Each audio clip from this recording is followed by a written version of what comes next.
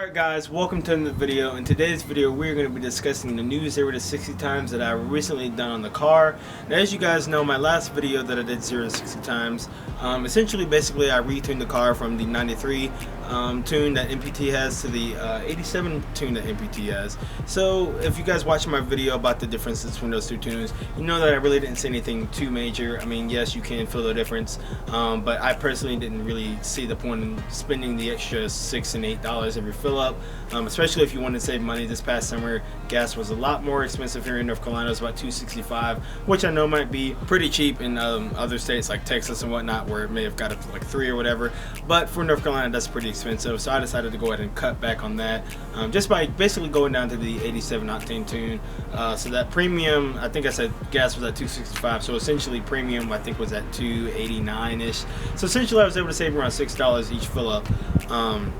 But now what I've done to the car, and another reason why I made another 0 to 60 time, is because I've actually added the BBK Shorty headers. As you guys know, if you guys haven't seen that video, I'll put the link down in the description. But essentially it really did change the sound of the vehicle. The car absolutely sounds great. I still am thinking about adding I believe a H-pipe is what I'm thinking of. Really been looking at videos of that. I want to know you guys' comments about that. Some people, I've asked this in other videos and I still get mixed answers, and I probably will again, but definitely let me know what you guys think. X-pipe or H-pipe. I know X-pipes are better airflow and H-pipes just sound better overall, especially for this V6. It can be kind of raspy up in the higher RPMs. But essentially, I went with the BBK Shorty headers to also have lower end torque to kind of increase that, and I can actually feel the difference. Now, just because I can feel it, I decided to see is it actually showing up on my 0 to 60 times. And of course, this test there's going to be a whole bunch of variables that will be determining whether I can see that. As far as the way I'm driving, is it going to be the same? As you guys know, I was having some traction issues in my previous videos. As you guys are about to watch here in a second, I had more traction issues again. Not too bad. It was about 50 degrees when I did this test. The car was up to temperature. I don't believe 50 degrees. I did believe it was around 48 degrees, but you get what I'm saying. I don't believe that 48 degrees is too bad for tire temperature. I think 60 is probably more ideal, so about 10 degrees difference right there, from 50 to 60. But essentially I feel like it was a pretty decent temperature. Yes, I could have stickier tires. These are still the stock tires from the factory. But what we're going to go ahead and do now is I'm going to go ahead and cut to the clip of my actual takes and let you guys see my first 0 to 60 attempt.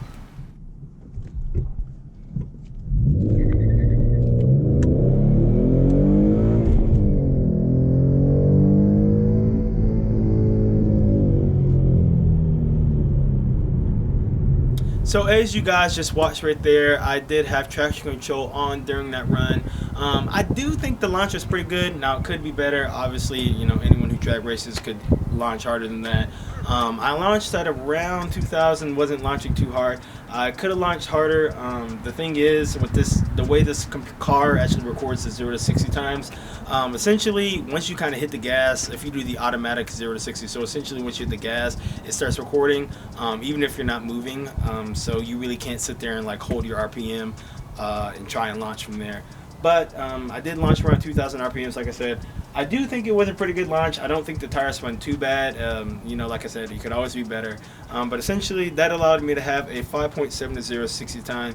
And yet again, if you guys are looking at this right now with me, because I have it on screen, 2.4 0 to 30 time. And as you guys see, my personal best that I've been able to do with this vehicle is a 5.4 0 to 60, but the 0 to 30 is 2.8. And that just drives me crazy because I keep thinking about basically, I'm trying to figure out what's going on there, and I know for a fact the fastest 0 to 60 that I have is with the 93 tune, but I really do like focusing on the 0 to 30 time because I do feel like it really is impacting my 0 to 60 time overall. As you guys know, with this, as you guys can tell right here, the 0.4 difference, 2.4 between 2.8 as far as the 0 to 30 miles an hour time goes.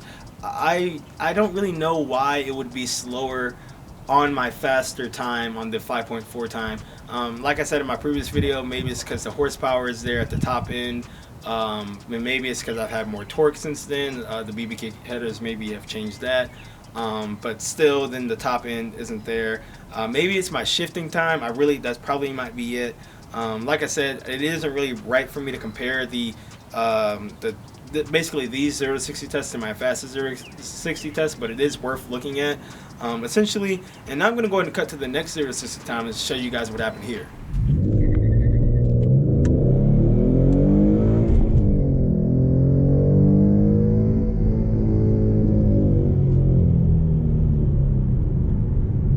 And as you guys just saw right there, I had traction control on yet again.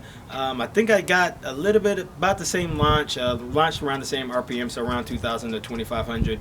Nothing significant difference right there. Now I did cut it down 0.1 seconds, so that 0 to 60 is 5.6 compared to the previous one, which is 5.7. So still slower than my fastest one. Like I said, that was done on 93, my fastest one on another tune. But the 0 to 30 time is still 2.4, and I'm going to go ahead and show you guys my next 0 to 60 time, and here that goes.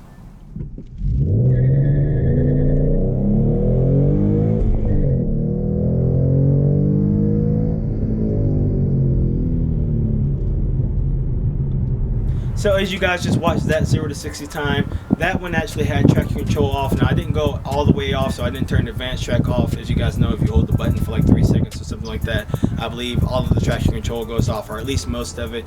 I only turned off the first level because I didn't want the tires to spin, but I didn't want the computer to cut any type of power.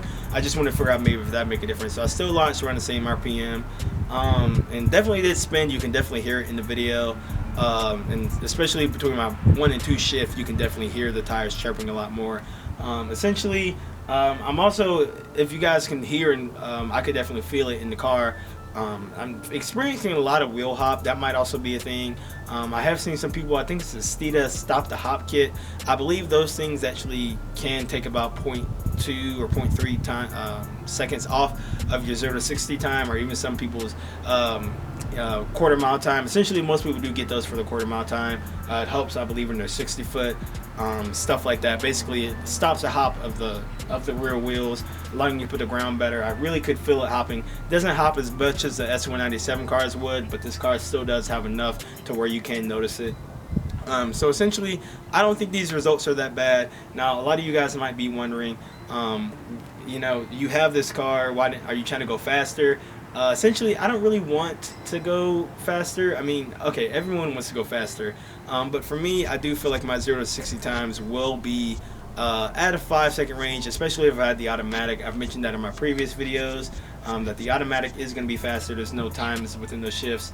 Especially the automatic is going to be faster if you have a tune. Now, if the car is not tuned, I'm not really sure. I don't really like the 6-speed automatic that comes with these V6 Mustangs. If you have that option, that might be for you, but for me, that just wasn't my way to go.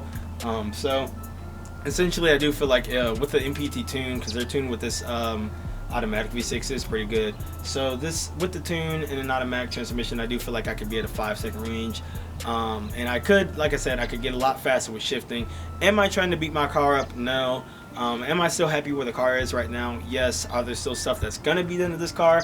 I can promise you that, because I'm definitely not done buying this car. It's just a matter of time, money, and that's basically it, guys. Time and money. It's all. So yeah. But this car is definitely still have a long way to go. I do see it getting faster in the future. Now, is it going to be super fast in the future? Who knows? Maybe I might supercharge it soon one day.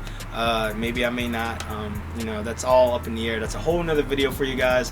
But let me know what your 0 to 60 times are. Let me know if you think whether the BBK headers are worth it. That was basically the main focus of this video. I added the BBK headers to see if that would make any difference. Compared to my last video, it does seem, I can personally tell you that the sound is there, the sound difference is there. And I can also tell you that basically the overall torque feel at the bottom is there, but I'm not seeing it on my numbers as far as my 0 to 60 times. So let me know what you guys think of that overall. And other than that, guys, I'll catch you guys in another video.